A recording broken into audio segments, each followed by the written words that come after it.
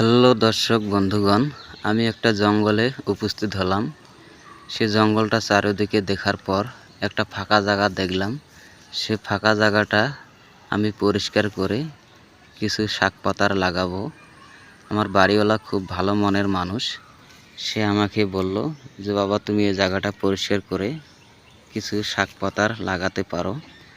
তা আমি এখন সে জায়গাটা পরিষ্কার করব, করে লাউ গাছ, পুঁই শাক, কলমি শাক, আমাকে গ্রামের নাপা শাক নিয়ে এসে এই জায়গাটাতে লাগাবো।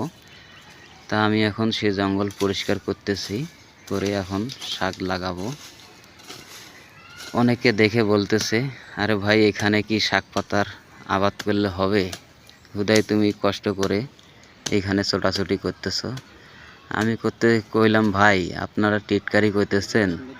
যারা টিটকারি করে এই জায়গাটায় আমার জন্য অনেক ভালো জায়গা, তাই আমি এই জায়গাটা পরিষ্কার করে এখন শাকসবজি লাগাবো তাদের হাসিটা বন্ধ করার জন্যে। আমার গ্রামে 1 বিঘা জমি ছিল, সেখানে কেউ কিছু আবাদ করে না, ডাঙ্গা মাটি। সেই জমিটাতে আমি ধান লাগাইছিলাম, 20 মণ ধান হয়েছিল সেই জমিতে। সেই জমিটা ধান ফলার পর অনেকে বলতেছে বাস্তবে খুবই সুন্দর ধান হয়েছে। তো সেই মতোই পদ্ধতি নিয়েছি, এই জঙ্গলটা পরিষ্কার করে আমি এখন শাক পাতার লাগাবো।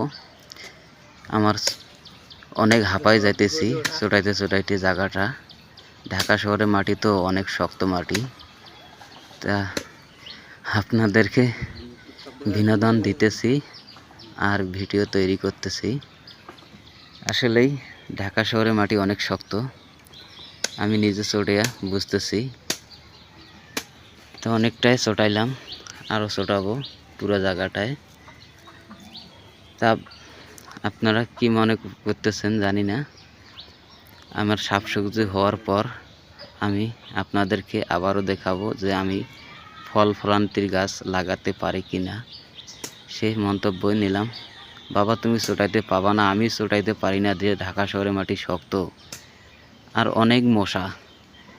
এই জঙ্গলে মশাগুলোও অনেক বড় বড়, খুব কামড়াইতেছে। বাবা, তুমি প্রাইভেটে যাও, আর তোমাকে চোটের লাগবে না, আমি চটাইতেছি। তা বন্ধুগণ, ভিডিওটা ভালো লাগলে লাইক কমেন্ট শেয়ার করে পাশে থাকবেন। আমি আরও এখন কিছু ছোটাছুটি কাজকাম করব আপনাদের মাঝেই। সুস্থ থাকবেন, ভালো থাকবেন, খোদা হাফেজ। তো বাবা, তুই পাবি না রে, এটা মশা কামড়াছে, এটা আছে।